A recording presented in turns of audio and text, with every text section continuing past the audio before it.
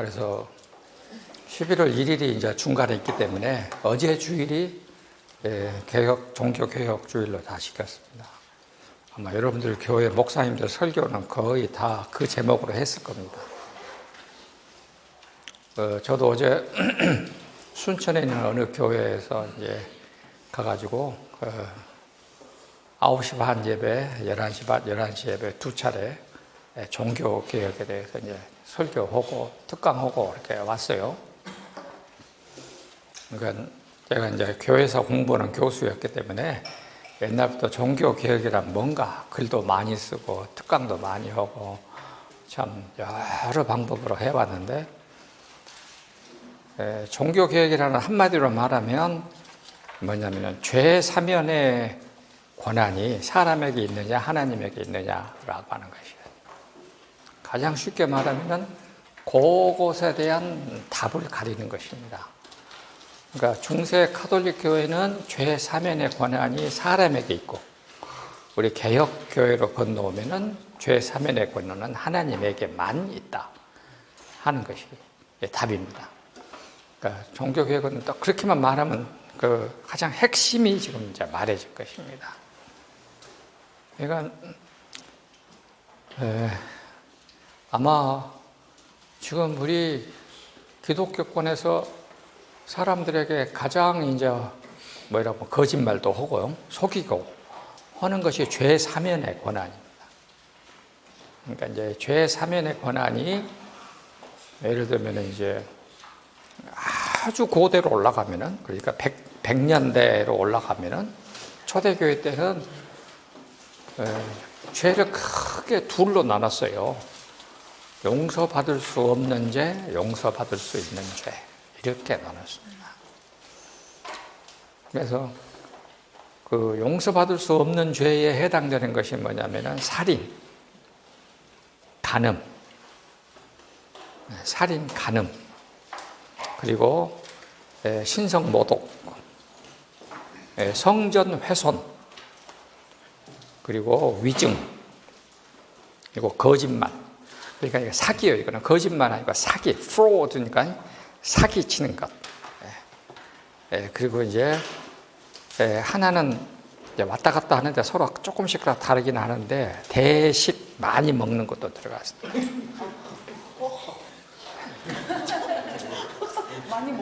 많이 먹는 거, 대식.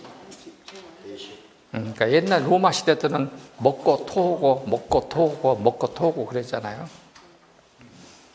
그래서 그것 보고 용서받을 수 없는 죄, 죽음에 이르는 죄라고 말을 하고, 나머지 죄는 가볍게, 그러니까 큰 죄, 우리가 말하는 큰 죄는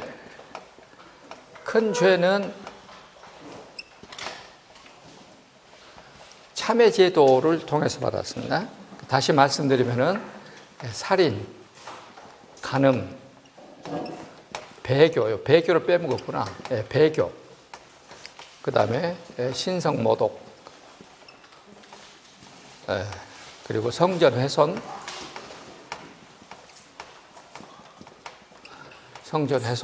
그 다음에 위증 혹은 증언 거부.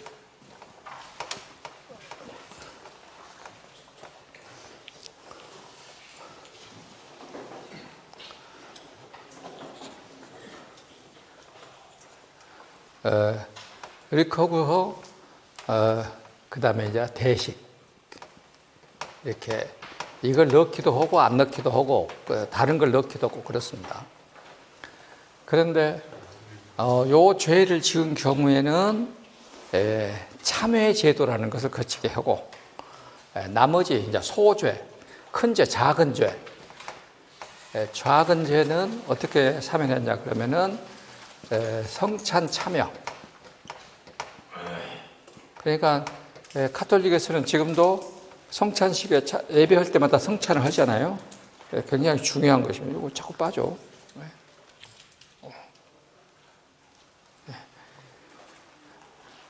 성찬 참여를 해서 성찬을 먹으면 작은 죄들이 없어진다. 이렇게 생각을 했습니다. 그 다음에 이제 구제. 뭐 기타 이제 교회 봉사 이런 것을 하면 작은 죄가 사면이 된다. 근데 그 중에서 아주 중요한 게 이제 성찬입니다. 성찬은 초대교회 때부터서 우리가 작은 죄를 사면하는 거다. 그러다가 나중에 이제 중세 때 500년경에 들었으면은 요 죄를 다 사면했음에도 불구하고 사면받지 못한 죄가 있다. 사면받지 못한 죄.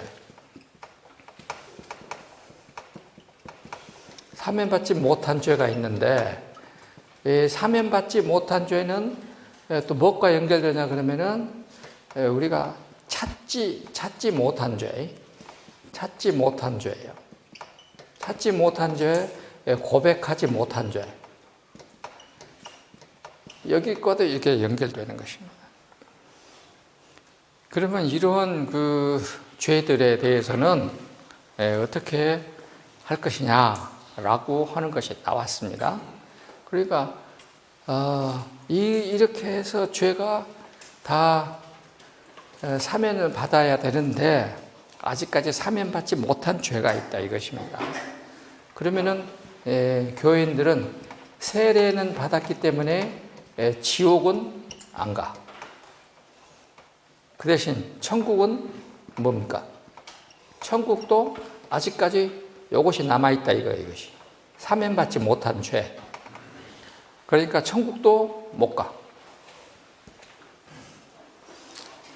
그러면은 가운데는 어디로 가느냐? 연옥에 간다.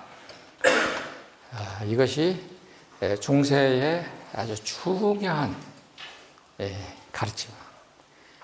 그러면 연옥이라는 것은 뭐냐면은 purgatory라고 그렇게 말하는데, purge가 뭐냐면은 막 씻어서 없애고 막 이런 뜻이에요. 깨끗하게 한다. 그러니까 이것을 연옥으로는 불못이에요. 불타는 불못. 그러니까 카톨릭에서는 세례는 받았기 때문에 지옥은 안 가지만 사면받지 못한 죄가 남아있기 때문에 천국도 아직까지 못 갔다. 그러면 연옥에 있어야 된다. 그러면 연옥에 있는 기간을 단축시키는 거, 짧게 하는 거. 그것이 뭐냐? 이렇게 되려면 연옥은 요건 다 죽은 자들에 관한 것이니까 면죄부의 효능을 어디까지 있느냐? 죽은 자에게까지. 이렇게 확대시키는 것입니다. 카톨릭은 면죄부의 효능을 죽은 자에게까지 확대시키는 거예요. 그러면은 교회는 교황이 곧 교회니까 교황은 연옥에 있는 영혼들에게까지 면죄부를 발부할 수 있다. 이렇게 이제 허락을 이제 교리적으로 확정을 지은 것이죠. 그러니까 이제 지금까지 거의 모든 종교들은 죽은 사람 놓고 장사하는 거예요. 쉽게 말하면. 불교에서 49제 지내는 것도 따지고 보면 뭐예요? 죽은 사람 놓고 장사하는 거예요. 그리고 부모님들 영혼에 관한 얘기를 하는 것이니까. 우리 샤머니즘에 제사 지내는 것도 결국은 죽은 사람이 우리 살아있는 사람들에게 길흉 화복을 준다. 그러니까 죽은 사람 놓고 장사하는 거예요, 이게 다. 그러니까 우리 개신교로 건너오면서 이건 진짜로 사기다 했는데 처음에는 카톨릭도 요거를 하지 않다가 요거 700년경에 가가지고 요것을 교리로 확정시키는 거예요. 700년경에 가가지고. 그러니까 요거 보면 나쁜 말을 말해서 돈 되거든. 우리 불교에서도 그거 있어요. 49제 지내고 나면은 천수경 막 해가지고 그거 하거든. 불교에서 49제도 결국은 죽은 사람 이제 보낸다고 하는 거예요, 이것이 다. 근데 이거를 이제 요거를 무너뜨리려고 하는데 가톨릭 사람들에게는 요 연옥이라고 하는 것하고 요 면죄부라는 것이 어떻게 보면 복음이요. 복음이었을 것이에요. 하여튼 세례 받았으니까 지옥은 안 간다. 연옥에 있는데 얼마 동안 있을지 모르지만 연옥에서 내가 죄를 다 없앤다. 지옥은 안 갔다. 아직 천국은 대기 중이다. 그러면은 우리 후손들이 나를 위해서 면죄부를 사주면 내가 하늘나라 간다. 이거 이제 교황 레오 10세가 만들어낸, 교황 레오 10세가 베드로 성당을 짓는 것입니다. 로마에다가. 그런데 이 사람이 누구냐? 이 사람이 메디치 가문의 둘째 아들이에요. 여러분, 우리 지금 문해부흥을 일으키는 메디치 가문의 둘째 아들이에요. 그러니까 유럽에서 제일 돈 많은 사람의 아들이야. 그러니까 당시 메디치 가문의 수장은 뭐 교황을 올렸다 내렸다 하는 것에야 뭐 그건 식은죽 묶이지. 그러니까 이 레오 10세를 말도 안 되는데 7살 때 추기경을 만들었어. 추기경이 뭔지 압니까? 추기경? 우리나라에도 한 명뿐이요. 추기경은 교황을 선출할 수 있는 권한을 가진 카톨릭을 받들고 있는, 추기경 밑에 대주교, 대주교 밑에 주교, 주교 밑에 신부, 이렇게 생각하나? 그러니까 교황 바로 밑에 있는 최고위급 교황이나 맞먹는, 그러니까 추기경 중에서 교황에 올라가니까 그런 최고위직 성직자를 7살에 했다니까. 그러면은 이게 무슨 말인 줄 압니까? 추기경이 관할하는 소위 직위가 하나둘 엄청나. 수도원 원장, 로마에 있는 수도원 원장부터서 신학교 교장으로부터서 뭐 로마 7교회, 예를 들면 7교회의 담임 신부로부터서 그러면 여기에 전부 다 급여가 있을 거다. 아니, 급여가 전부 몰아서 여기로 가는 거야. 그러니까 하여튼 돈 제일 잘 버는 길은 목사하는 길이에요.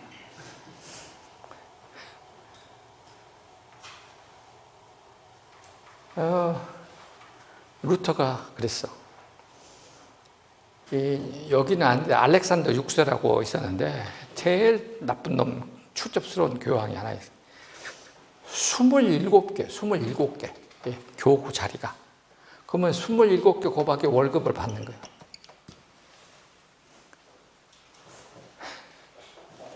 거기에다가 자기 애인이 하나 둘 있거든. 얼마나 많았겠어. 전부 다 하나씩 다 띄워주고, 거기서 난 사생아들에게 또 다 하나씩 띄워주고, 실제 그랬어.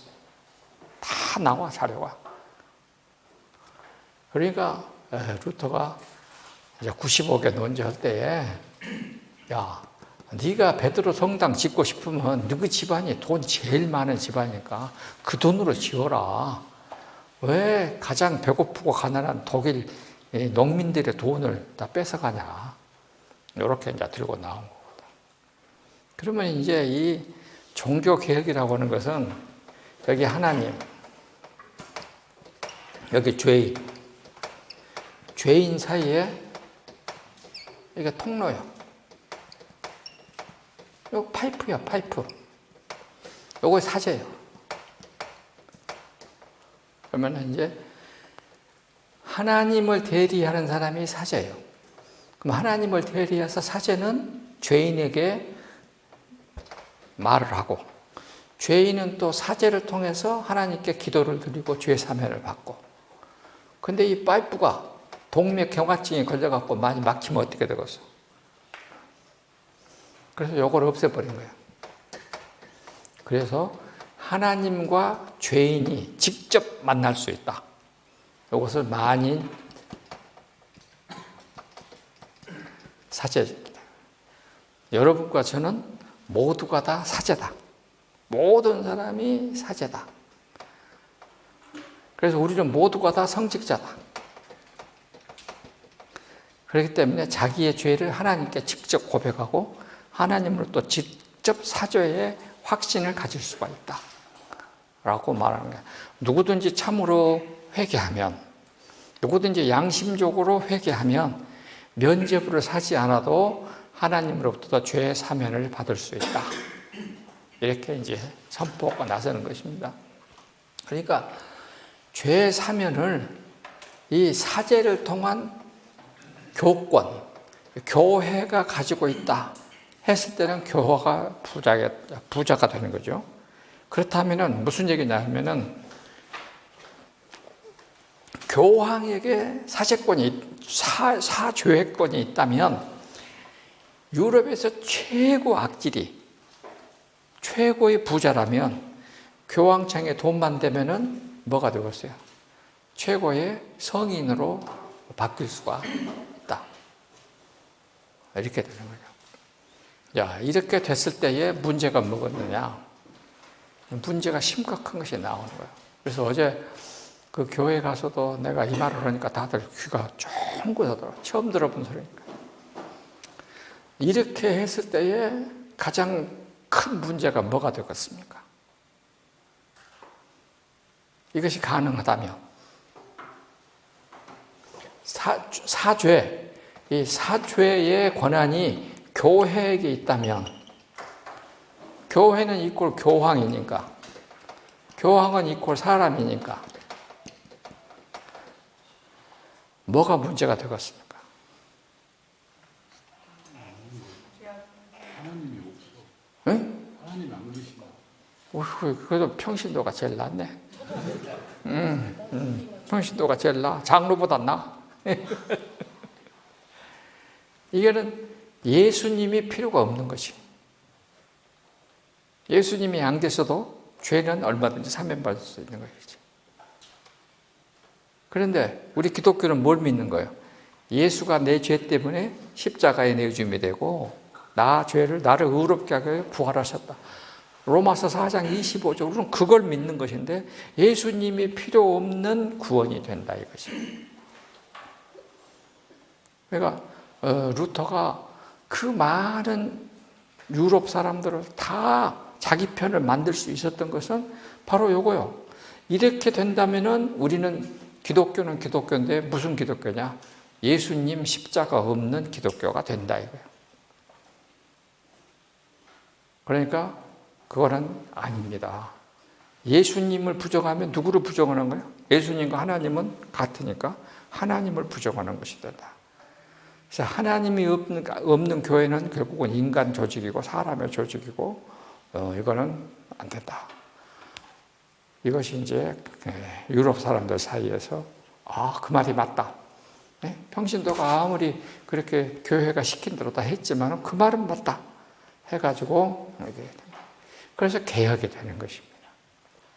그러니까 종교개혁이란 뭐냐? 한마디로 말하면 죄 사면의 권한을 하나님이 예수 그리스도를 십자가에서 죽게 하시고 피를 흘리게 하셨다고 믿는 믿음에 있는 것인지, 아니면은 카톨릭의 믿음이라는 것은 구원에 관하여 교회가 가르쳐주는 교리가 옳다고 믿는 것이 카톨릭의 믿음이에요.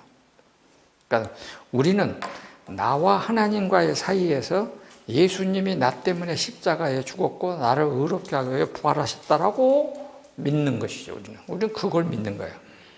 우리는 성경대로 믿는데 카톨릭은 교리에 관한, 구원에 관한 교회의 가르침이 옳다고 믿을 때 믿음이라고 하는 거예요. 지금 이 많은 교회가, 우리나라의 큰 교회들 보면은 목사님이 가르친 것이 하나님의 말씀이요? 맞아, 틀려? 그러면 누구를 믿는 거예요? 하나님을 믿는 거예요? 사람을 믿는 거예요? 이렇게 되는 거예요. 그래서 죄 사면, 구원의 최종적인 권한은 하나님께 있는데 어떤 사람에게 죄 사명과 구원을 줄 수 있느냐? 내 아들 예수가 뭐라고? 속량이라고. 우리의 죄값이라고. 응? 그래서 그 죄값으로 오신 예수님이 내 죄 때문에 십자가에서 죽었다고. 화목제물이 됐다고. 그리고 그 아들 예수가 부활했다고. 믿는 사람에게만 사죄와 구원이 있다는 것이죠.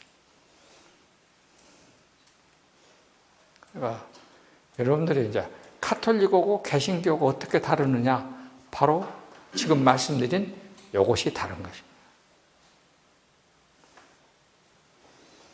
여러분들은 내 말을 들었기 때문에 교회 가서 이렇게 가르쳐야 될 의무가 있는 거예요. 이제. 유년주일학교 중고등부에서 이렇게 가르쳐야 될 의무가 있는 사람이에요.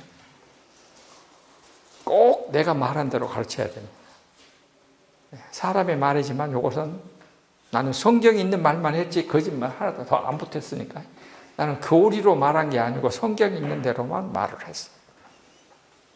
자, 다시 종교개혁은 한마디로 무슨 말이라고? 죄의 사명과 구원의 권한이 사람에게 있느냐 하나님에게 있느냐라고 하는 거예요.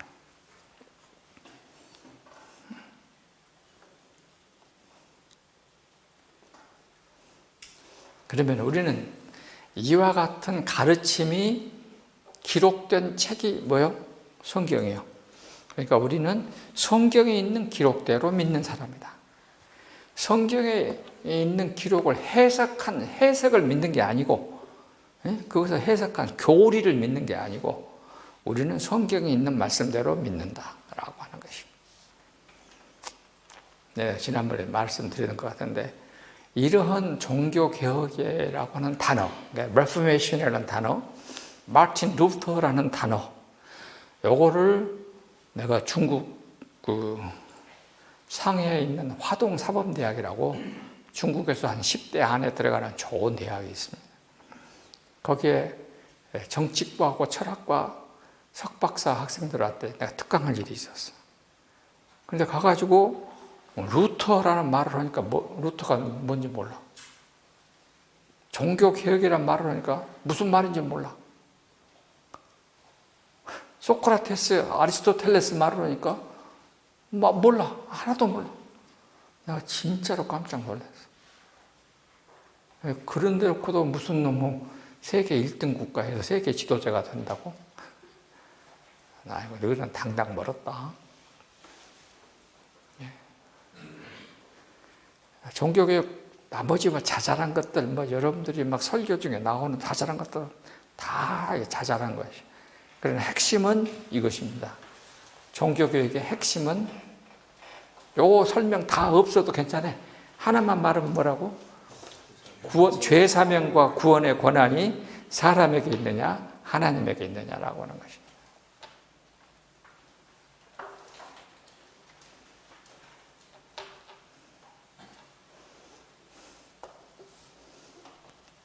만약 종교개혁이 없었더라면 우리는 어떻게 되겠습니까? 큰일 나지. 사람의 말을 하나님의 말로 믿는 우상적인 신앙을 믿는 것이 되는 거죠. 굉장히 중요한 겁니다. 여러분들이 설교할 때 여기 목사님들 계시는데 어제 설교할 때 이렇게 설교했는가 모르고서 걱정돼야.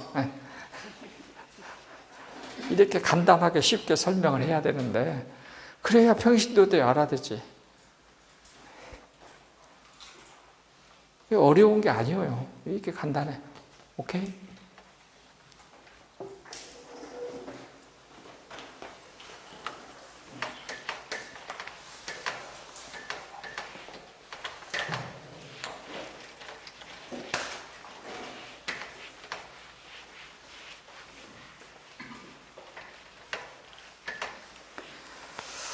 자, 지난번에는 심령이 가난한 자는 복이 있나니 천국이 저희 것이며 라고 하나님, 우리가 천국이라고 했는데 불교에서는 천당이라고 그러잖아요. 천국으로 번역했는데 성경의 원어대로 한다면 하늘에 있는 나라, 하늘의 나라, 하늘의 나라 그래야지. 해 바슬레이아 투 우라누, 하늘에 있는 나라. 자, 오늘은 26쪽 밑에 애통하는 자는 위로를 받는다. 복이 있는 저희가 위로를 받을 것이다. 자, 애통. 그러니까 예수님 진짜 천재예요, 천재. 그러면 심령이 가난하려면 나는 어떤 사람이 되느냐? 애통하는 사람이 되어야 한다라고 이어지는 거예요. 말 그대로 막 10% 했자니까 이게 부모를 상당했을 때에 그 고통을 느끼면서 내가 슬퍼한다 그런 건 아닙니까? 이렇게 펜툰테스 헬라말도 그런 뜻입니다. 자, 읽어봅시다. 26쪽 밑에 내가 각주를 달아놨어요. 펜테오라고 슬퍼하다, 애통하다, 애곡하다. 그러니까 애곡하다. 부모를 잃고 난 후에 내가 비통해하다 그런 뜻이죠. 예수님께서 말씀하시는 애통하는 자는 누구이며 어떠한 마음에서 애통함이 나오는 걸 알아보려고 한다. 애통하다는 헬라어로 번역된 헬라어 펜테오라는 동사는 곡하다, 비통해하다는 뜻이며 명사로 쓰이는 애통은 마음으로 느끼는 슬픔과 이 슬픔으로 느껴지는 고통, 서러움, 아픔. 여기 루베라는 말은요, 눈물이라는 말도 나오면 됩니다. 여기서 뜻까지 가지고 있으며 마음의 애통함은 눈물, 한탄, 그리고 큰 소리와 함께 겉으로 표현된다. 이렇게 말하고 있습니다. 이거는 동양이나 서양이나 같을 것입니다.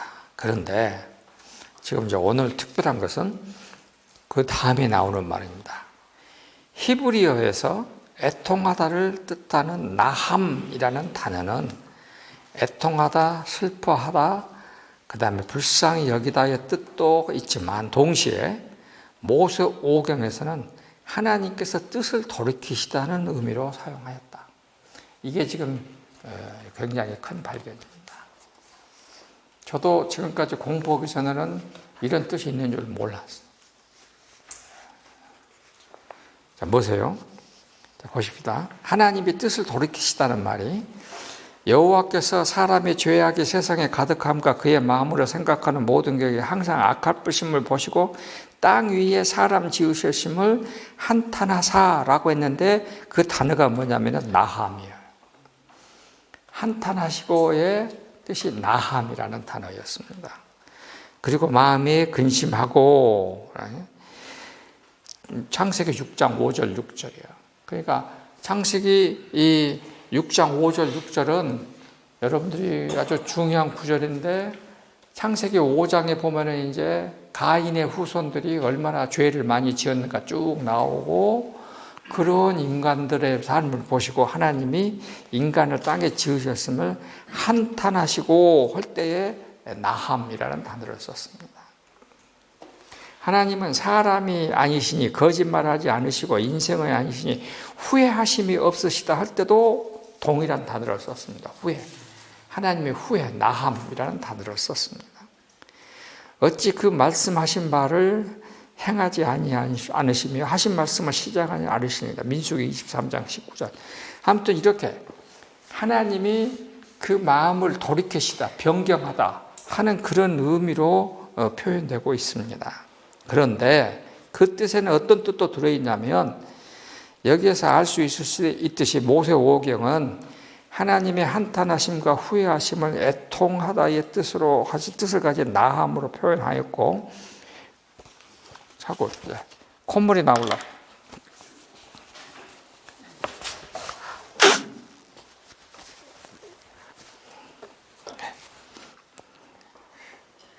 그리고 표현하였고 예수님께서도 애통하는 자를 지칭할 때에 사용하신 헬라어가 곡하다, 동사의 분사형을 통해 비통해하는 사람, 이 나함을 헬라말로 표현할 때에 애통해하는 사람이란 단어를 썼습니다.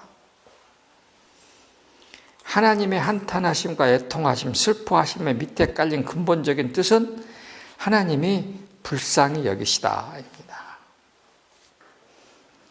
하나님께서 아담을 창조하셨고 그 후로 창조된 아담의 후손들에 대하여 인생들이 마음으로 생각하는 모든 계획이 항상 악할 뿐임을 보시고 한탄하셨다, 후회하셨다 이 꼴이지만 실은 그들을 불쌍히 여기시지 않을 수 없었다는 뜻입니다. 하나님은 아담과 하와의 범죄로 추궁하실 때에도 근본적인 생각은 불쌍히 여기심이었다. 의로우신 하나님은 아담의 죄에 대하여 처벌을 하셨지만 동시에 사랑의 하나님은 용서를 베풀어 주시지 않을 수 없었다. 처벌과 용서라는 양면성이 하나님이 하나님 되시는 존재의 양식이다. 에덴으로부터 축출은 아담 부부에 대한 처벌이며 동시에 용서의 표현이다. 왜냐하면 에덴은 하나님의 의가 머무는 곳이기 때문에 아담이 그곳에 계속해서 머물게 된다면 하나님의 의에 따라 생명을 잃을 수 있었기 때문이었다. 그리하여 에덴의 축출은 결국은 하나님의 한탄하심, 즉 불쌍히 여기심이었다. 그리고 그 한탄하심은 그에게 가죽옷을 입혀주시는 것으로 이어졌다. 아마 여기 목사님들은 이렇게 해석하는 걸 처음 봤을 거예요. 나도 이번에 처음으로 이렇게 했습니다. 헬라말 히브리어를 보니까 이렇게 해석이 되는 거예요. 하나님의 한탄하시는 불쌍히 여기심은 가인에게서도 찾아볼 수 있다. 가인은 아버지 아담과 크게 다르지 않았다. 잘못에 대한 반성과 후회는 없고 오로지 책임 전가에 급급했고 최종적으로 하나님께 그 책임을 전가하였다. 아버지 아담이 하나님께서 나에게 아내를 주셨기 때문에, 그 다음에 가인은 동생을 더 사랑하기 때문에 등으로 이들 부자는 자신에게는 잘못이 없다고 우겼던 것이다. 그러한 가인을 보시고 하나님께서는 당부하신다. 너가 선을 행하면 어찌 낯을 들지 못하겠느냐. 선을 행하지 않으면 죄가 문에 엎드려 있느니라. 이렇게. 죄가 너를 원하나 너는 죄를 다스릴지니라. 이미 하나님은 가인을 용서하실 뜻을 거기에 담고 계셨습니다. 우리 표현으로 한다면 가인을 향하여 하나님은 애끼 이놈아, 선과 악도 구별할 줄 모르느냐, 한심하다 이놈아 등으로 표현하실 수밖에 없는 안타까움이 묻어있는 사랑의 말씀으로 부드럽게 표현하신 것이다. 여기에서 선한 것과 악한 것을 구별하지 않을 수 없다. 하나님과 사람과의 관계에서 하나님께서 악으로 규정하신 것은 하나님의 존재 그 자체를 부정하는 것, 거부함으로 어리석은 선택을 하는 것이다. 에덴의 아담, 그의 아들 가인, 그의 후손들 다 같이 하나님의 존재는 알고 있었다. 그런데 그들은 하나님의 말씀을 하나님께서 말씀하신 대로 듣지 않았고, 듣지 않았을 뿐만 아니라 자기 생각대로 들었고, 거기에 자기 생각을 첨가시켜서 들었고, 결국은 하나님께서 말씀하신 것을 거부하는 결과에 이르렀다. 이것을 불순종, 파라코에 옛날 우리가 로마서 5장 할 때 엄청나게 많이 했던 내용입니다. 하며 이 불순종의 결과는 하나님의 반대편에 있는 또 다른 존재를 이롭게 하는 이중 간첩 행위로 이어진다. 그리하여 로마서는 하나님을 알되 영화롭게도 아니하고 감사하지도 아니하고라고 했다. 이렇게 하나님을 마음에서 잃으면 생각이 허망하게 되고 미련한 마음이 어두워지고 스스로 지혜 있다 여기고 결국에는 하나님의 영광을 우상으로 대체시키는 어리석은 잘못까지 범하게 되는 것이다. 그리하여 악은 첫째는 하나님을 아예 거부하고 또한 모르는 것이며, 둘째는 하나님을 알기는 알되 자기 생각대로 하나님을 아는 것이고, 이와 같은 상태에 있는 것을 곧 죄라고 규정하였다. 반대로 하나님은 선하신 야훼 하나님이시다. 야훼 하나님은 스스로 존재하시는 분. 야훼라는 말 단어가 뭐라고요? 야훼, 스스로 존재하시는 분. 출애굽기 3장 14절입니다. 출애굽기 3장 14절이에요. 모세가 하나님의 이름이 뭡니까? 그러니까 하나님이 출애굽기 3장 14절에 나는 스스로 있는 자다 이렇게 대답을 하세요. 그 스스로 있는 자가 히브리 말로 야훼예요. 그것을 우리가 영어로는 여호와라고 번역이 된 것입니다. 야훼.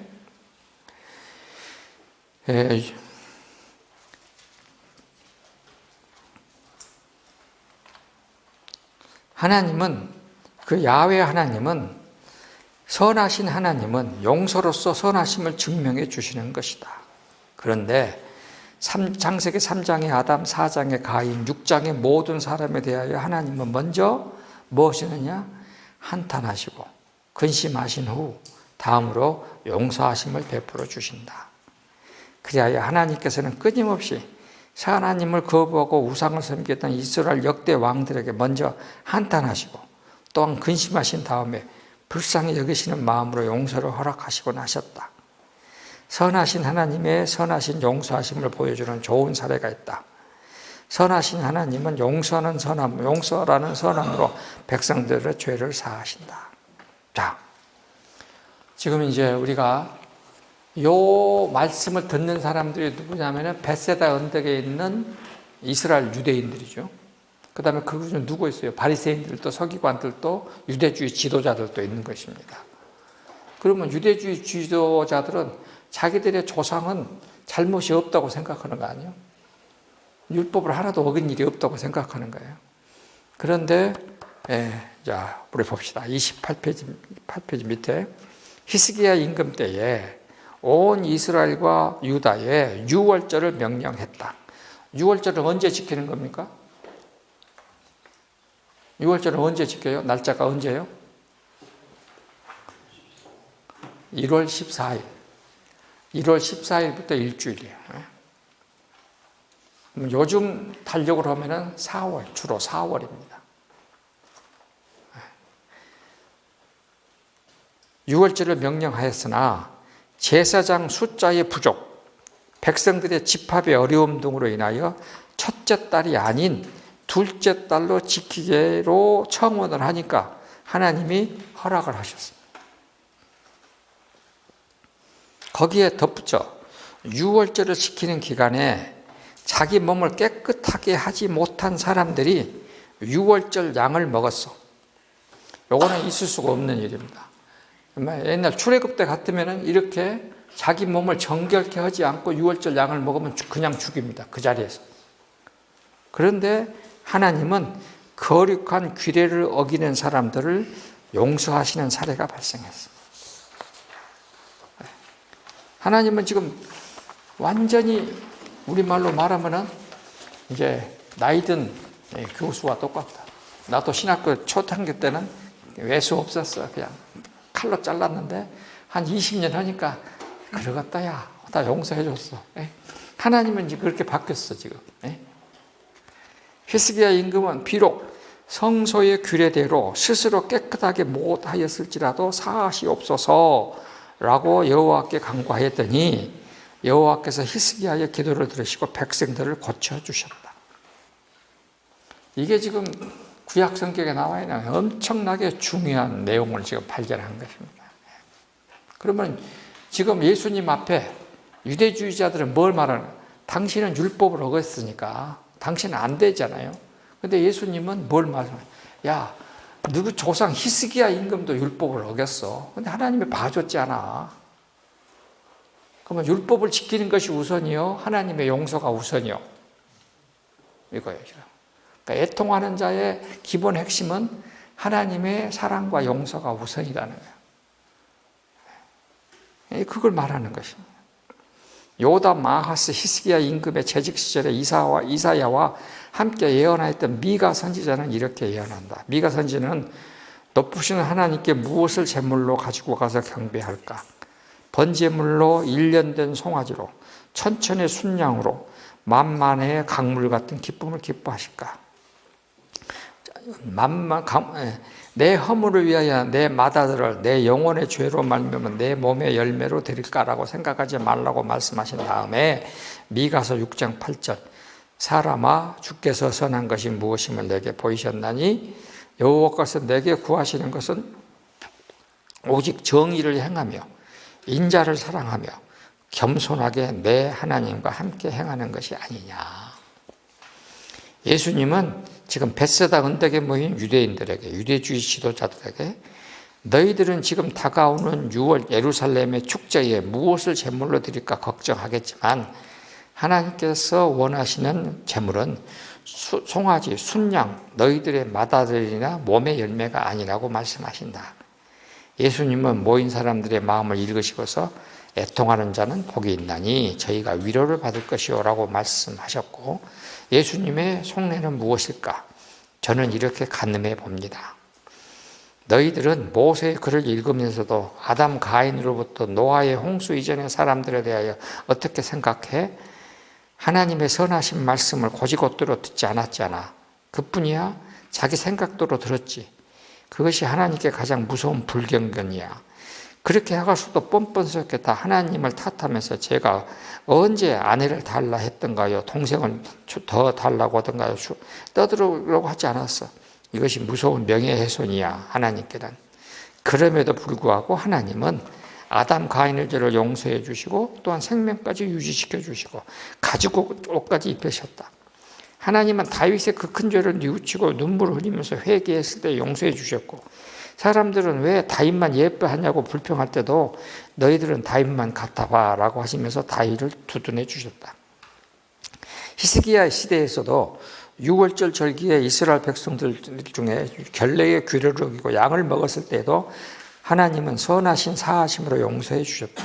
그러니 너희들도 더 이상 내 몸의 열매로 1년 된 송아지나 순양의 제물로 드리려 하지 필요가 없어. 다만 아담 가인처럼 뉘우치고 반성하는 마음이 전혀 없이 책임 회피하는 그런 사람은 되지 말고 다윗처럼 뉘우치고 회개하고 눈물을 흘리면서 용서를 구하는 자가 되는 것이 우선이지.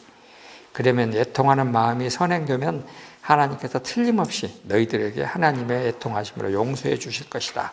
이것이 참 제사야, 알겠지? 아마 예수님은 이렇게 지금 속으로 말씀하셨을 것 같아요. 내가 예수님한테 안 물어봤어요. 근데 예수님은 그렇게 하셨을 것 같다. 예수님은 지금 벳세다 언덕에 모인 사람들에게 너희들은 율법의 조항을 어긴 것, 율법에 대한 랍비들의 해석과 해설을 어긴 것, 이것을 생각하지만 너희들은 애통해 하시는 하나님을 먼저 생각하라고 지적하시는 것이다. 하나님의 애통하심을 생각하면서 뜻을 바꾸시는 하나님이 되어주실 것을 간절히 간구하게 되면 하나님은 모른 채 뜻을 굽히셔서 변개하시는 하나님과 용서하시는 하나님이 되시고, 하나님의 용서를 실현시키기 위하여 이 땅에 나 하나님의 아들 예수를 선한 목자로 보내셨다는 것을 알게 될 것이라고 말씀하신다. 그러니까 애통해 하는 하나님은 뭐예요? 따지고 보면은 하나님 나 벌 주지 말고 제발 용서해 주세요. 하나님은 절대로 뜻을 돌이키시지 않는다고 했지만은 나 하나님 뜻 안 돌이키고 나 몇 대 뒤면 나 죽습니다. 하나님 뜻을 돌이켜 주세요. 라고 지금 부탁하는 거예요. 지금. 예수님께서 유대인과 유대주의 지도자들을 향하여 너희들이 지금까지 먹었던 율법은 영양가 없는 김 빠진 꼴이어서, 여기서 이런 표현이 나오는가 모르겠네. 너희들이 이렇게 삐쩍 마른 거야. 이제 내가 너희들에게 주는 새로운 꼴, 죄를 용서해주고 새 생명을 주는 영양가 높은 꼴을 먹으며 다시 살찌게 될 거야 라고 말씀하시는 것이다. 예수님은 이 마음으로 동포 유대인들과 유대주의 지도자들이 회개하고 돌아올 것을 기대하시면서 탕자의 비유로 말씀하셨을 것으로 생각합니다. 그러니까 이 탕자의 비유는 시간적으로 보면은요, 누가복음 15장에 있거든요. 그 순서를 보면은 벳세다 이후에 말씀하셨을 것 같아요. 그래서 탕자의 비유로 이어진다고 생각합니다. 여기 하나 더 붙인다. 성경에서는 하나님은 사람이 아니시니 거짓말을 하지 않으시고 인생이 아니시니 후회하심이 없으시도다. 여기 후회 또 나함이라고 그랬어요. 어찌 그 말씀하신 바를 행하지 않으시며 하신 말씀을 실행하지 않으시랴라고 기록하고, 또한 온갖 좋은 은사와 온전한 선물이다 위로부터 빛들의 아버지로부터 내려오나니 그는 변함이 없으시고 회전하는 그림자도 없으시고, 야고보서 1장 17절에 기록되어 있다. 지금 하나님은 이렇게 지금 말씀하셨어요. 또한 하나님은 빛이심으로 어두움도 없으시고 회전하는 그림자도 없으시지만 동시에 어두움과 그림자를 더 좋아하게 된 그 사람들까지도 만드신 하나님으로서 그들과 함께 계시기 위하여 그들의 어두움과 그림자를 용서하시는 사랑의 하나님이 되어주시는 너그러우신 하나님이다. 이게 지금 하나님의 사랑의 이제 극치죠. 그러니까 지금 우리는 로마서를 공부했기 때문에 여러분들은 이렇게 말해도 다 알아듣는데 일반 어제도 순천에 가서 이런 말을 했더니 못 알아듣더라고. 그래서 다시 이제 가는 거예요. 로마서 얘기를 또 했어요. 그러니까 늘 반복한 대로 여러분도 꼭 이거를 하셔야 돼요.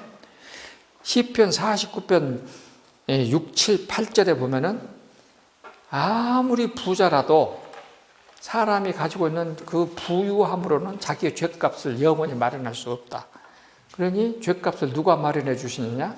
하나님이 마련해 주신다. 이게 하나님이에요. 그러니까 죗값을 대신 마련해 주시고 죗값을 대신 내주시는 분이 하나님이죠. 그러니까 우리 교회는 죄라고 하는 것을 앞세우기보다는 죗값도 먼저 만들어 주시고 죗값도 대신 치러 주시는 하나님의 사랑하심이 훨씬 더 우선입니다. 라고 말하는 거예요, 지금. 그래서 나 예수가 세상에 왔지 않냐. 근데 내 유대주의자들은 지금도 어디를 우선이요?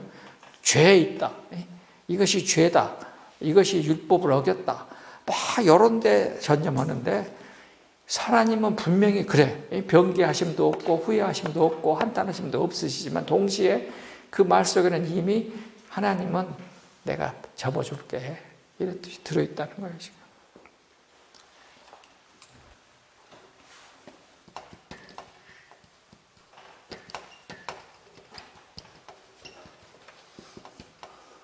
여러분 인터넷을 좀 뒤져보세요. 접기로 했다는 시가 있습니다. 인터넷으로 사진 뒤져보세요. 핸드폰 뒤져봐. 접기로 했다.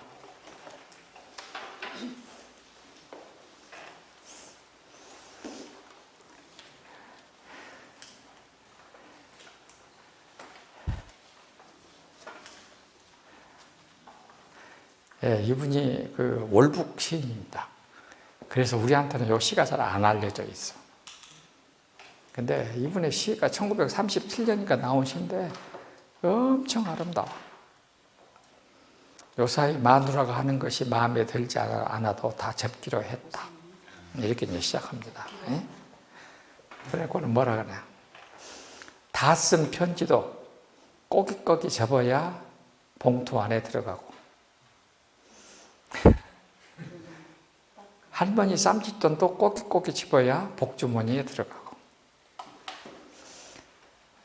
새도 날개를 잡아야 둥지에 내려앉듯이 나는 모든 것을 접기로 했다. 그 앞뒤에 뭐 말이 있는데 그건 잊어버려도 괜찮아. 내가 지금 말만 외우면 돼.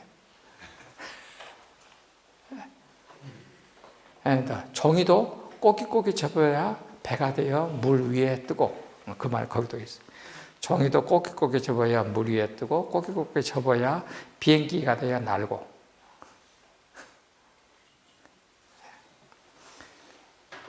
그러니까 하나님이 우리를 접어주지 않으면은 내가 여기다가 넣을 것을 다음에 집에 가서 고쳐서 넣어야겠네. 접기로 했다. 예, 엄청나게 중요합니다. 그러니까 하나님은 우리에게 접어주시는 하나님이지 하나님이 다 찾아갖고 일일이 다 밝히시기로 한다면 큰일 납니다. 따라서 30페이지 따라서 하나님은 탕자처럼 내 아버지에게는 아버지께로 돌아가리라 이렇게 해서 탕자가 지금 뉘우치잖아요. 결심한 다음에 아버지 앞에 나아가 엎드려 내가 하늘과 아버지께 죄를 지었사오니 아버지여 아들이라 일컬음을 감당하지 못하겠나이다. 나는 품꾼의 하나입니다라고 애통하면서 회개하는 자에게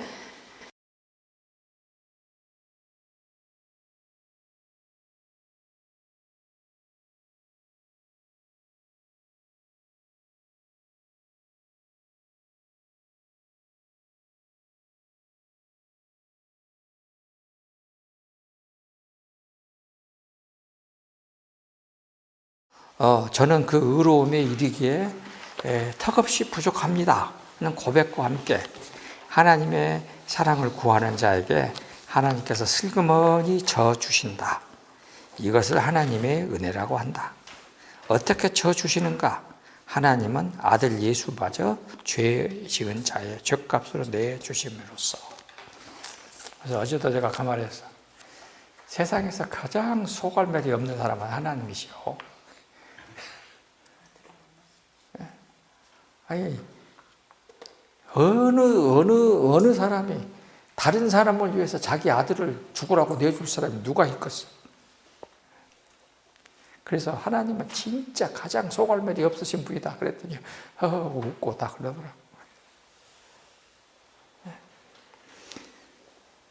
하나님께서는 이제 너희들이 할 일은 하나님의 아들로 너희들의 죄를 속량할 수 있는 죄값으로 보낸 내 아들을 구세주로 믿고 그가 예루살렘 영문 밖 십자가에서 흘리는 피로 너희의 옷을 깨끗하게 씻어서 거룩한 옷으로 바꾸어 입으면 된다고 말씀하신다. 이렇게 믿는 자에게는 하나님께서 지난날의 죄를 모조리 다 잊어버리시는 하나님이 되시는 것이다. 이사야 43장 25절 나는 나를 위하여 너희의 허물을 도말하는 자니 너희의 죄를 기억하지 아니하리라. 여기 나는 나를 위하여라는 말이 굉장히 중요합니다.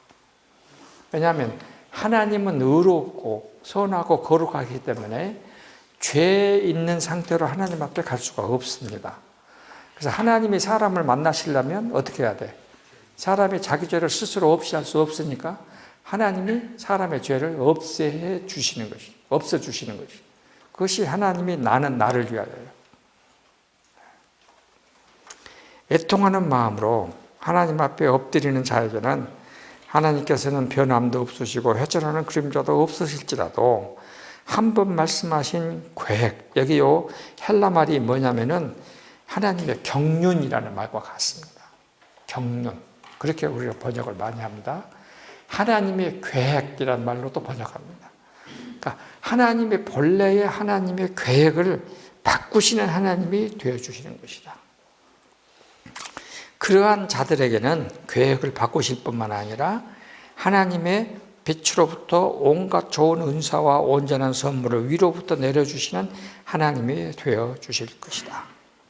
벳세다 언덕에 모인 유대인들과 유대주의 지도자들은 율법과 율법에 대한 해설에서 터럭 한 올도 바꿀 수 없는 강칠 같은 보호막을 둘러세워서 바꿀 수 없어 전통이야 라고 떠들지만 예수님은 하나님께서도 헤아릴 수 없이 많을 정도로 그 뜻을 변개하셨음을 바꾸셨음을 은근슬쩍 져주시곤 하셨다는 것을 알아야 한다고 말씀하신다. 시편 130편 3절 4절 여호와여 주께서 죄악을 지켜보실 때 누가 서리이까?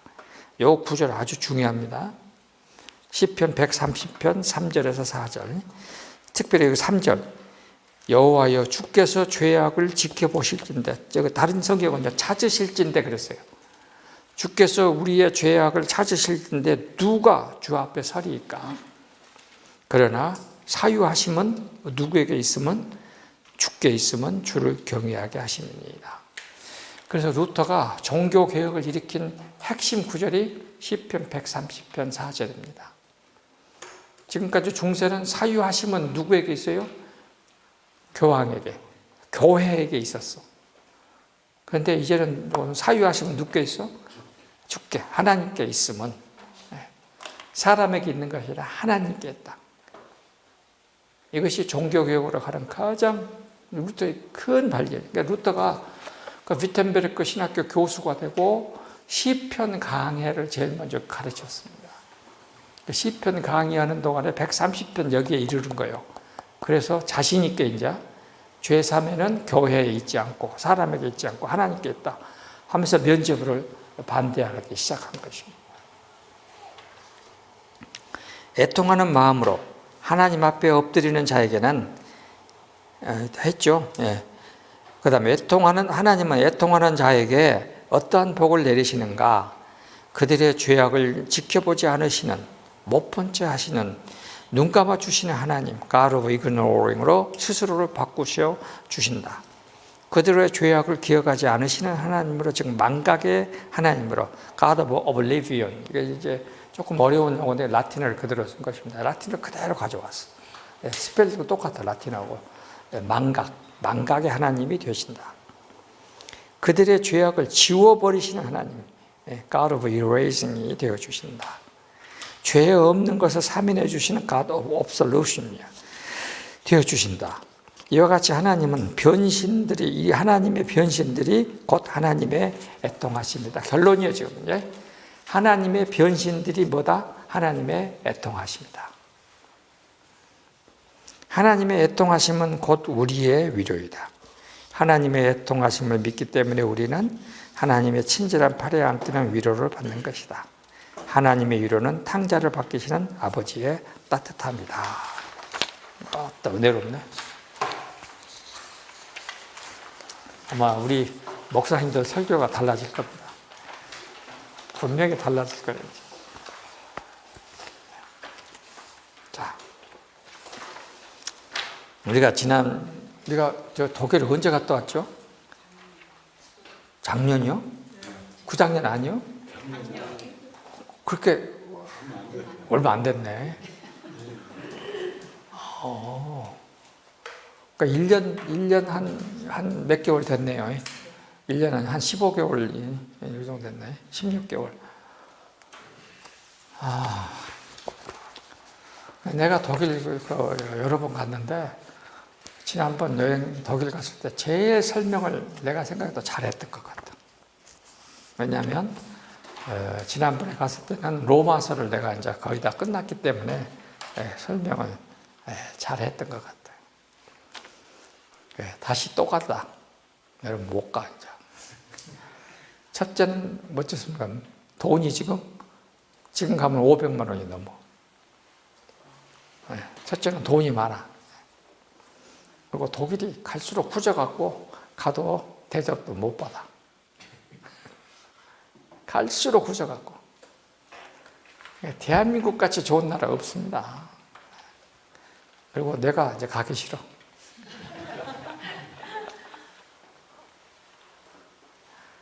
내가 가기 싫은 게 아니라 갔다가는 나 집에서 쫓겨나 이제.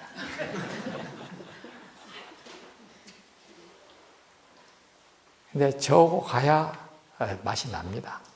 여러분들 가보세요. 맛이 난가?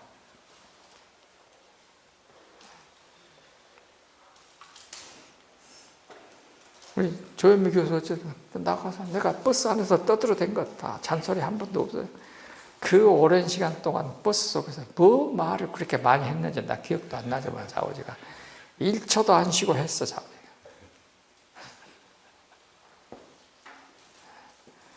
안 가본 사람은 몰라. 근데 하여튼 우리가 그때 참 잘 갔다 온 것 같아요.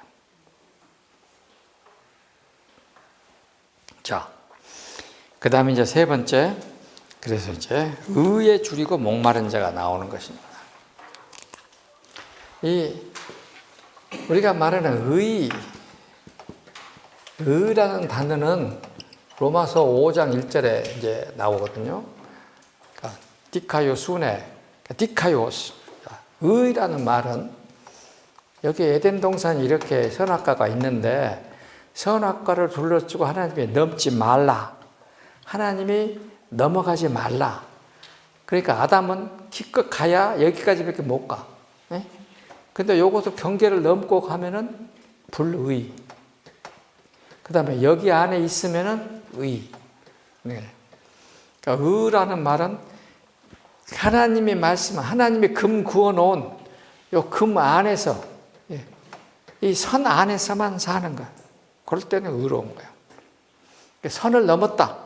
그러면은 불의한 거야. 그러니까 여기는 순종이고, 여기는 불순종이고. 그래서 이 한계를 건너 뛰는 것. 이것을 불의라고 말합니다. 이거는 뭐라고 말하느냐? 교만이라고 말해요. 그래서 이 성경에서 말하는 교만이라는 말은 다 요 뜻입니다. 이 잠언서에 보면 교만, 레위기서에, 전도서에도 교만, 시편에도 교만 얘기가 엄청 단어가 많이 나오는데 전부 이 뜻이요. 한계를 건너뛰려고 하는 것.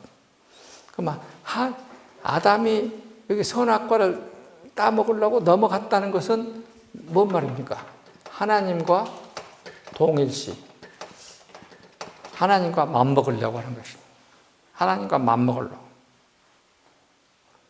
그래서 이거는 피조물이 창조자와 동일, 같아지려고 하는데 하나님은 택도 없다. 그건 안 된다. 그래서 이 피조물은 피조물대로, 창조자는 창조물대로 구별하는 것은 뭐냐? 구별되면 이것은 거룩이다. 구별되면 거룩이다. 그래서 이것을 루터는 뭐라고 그러냐? 사람은 하나님의 죄를, 하나님이 명령하신 죄를 사면할 수 없기 때문에 교황은 교회법을 어긴 사람의 죄는 당신의 고난으로 사면할 수가 있다.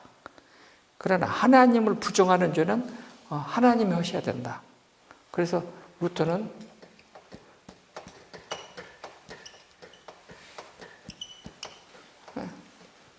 하나님을 하나님 되시게 하라. 사람이 하나님의 노릇 그만해라. Let God be God. 하나님을 하나님 되시게 해야 된다. 이겁니다. 그러니까 의롭다고 하는 것은 요런 뜻의 개념이에요. 그래서 이렇게 자기 한계 내에 머물러 있을 때에 하나님은 쉽게 말하면 만나주심. 그래서 내가 하나님 앞에 나아갈 수가 있어. 하나님의 모습은 못 보지만은 하나님의 내 마음속에 하시는 말씀으로 내가 모세가 친구처럼 하나님과 대화를 나누듯이 마음으로 하나님과 대화를 나눌 수 있는 단계, 그걸 뭐라 하냐? 의로운 자만이 누릴 수 있는 특권이야. 이것이 의로운 거예요. 의로운 자에게는 하나님과 대화할 수 있는 존재로 바꿔주시는 거예요. 불의한 자는 하나님이 뭘 안 하셔? 만나주시질 않아. 하나님 설 수도 없어. 하나님 앞에 서면 하나님은 그 사람 어떻게 해야 돼? 죽여야 돼. 그래서 의로운 자는 하나님께 만나주니 하나님께 대면할 수 있는 존재. 이것을 의로 말하는